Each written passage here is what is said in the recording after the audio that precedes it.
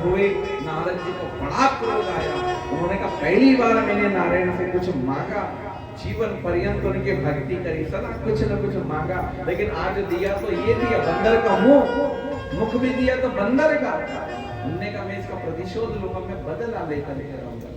और बदला लेने के प्रतिशोध की भावना से नारद जी महाराज आज विष्णु लोक की तरफ जा रहे हैं। लेकिन ये क्या, भगवान आगे जाकर के एक हाथ में लक्ष्मी मैया और दूसरी तरफ इस विश्व मोहिनी को लेकर के नारद जी की ओर आ रहे। इधर से नारद जी उनको ढूंढते हुए आ रही है, नारद जी की तरफ जा रहे हैं। और बीच रास्ते में दोनों जाकर के एक दूसरे से टकरा जाते, एक दूसरे को देख लेते।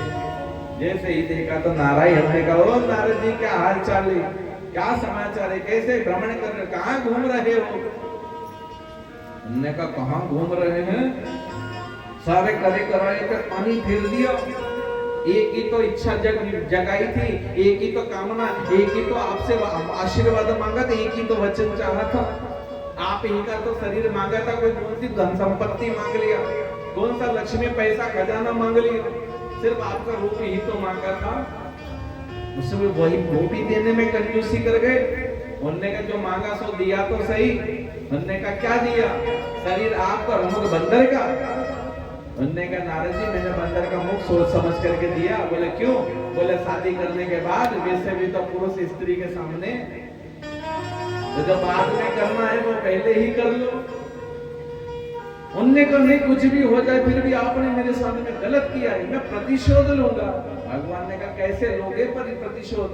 उन्होंने कहा मैं आपको श्राप देता हूं। श्राप दे दिया। क्या श्राप दिया महाराज?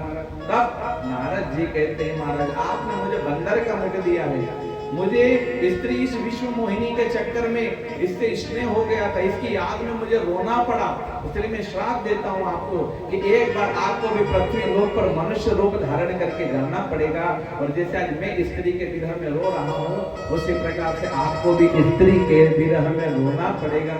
और जैसे आप मेरी पत्नी को लेकर के चले गए, जिसे मैंने मन से पत्नी माना था, आप उसे लेकर के चले गए, उसी प्रकार से राक्षस जैसा कृत्य किया है आपने, इसलिए एक दिन आपकी पत्नी का भी कोई हरण करके लेकर के जाएगा।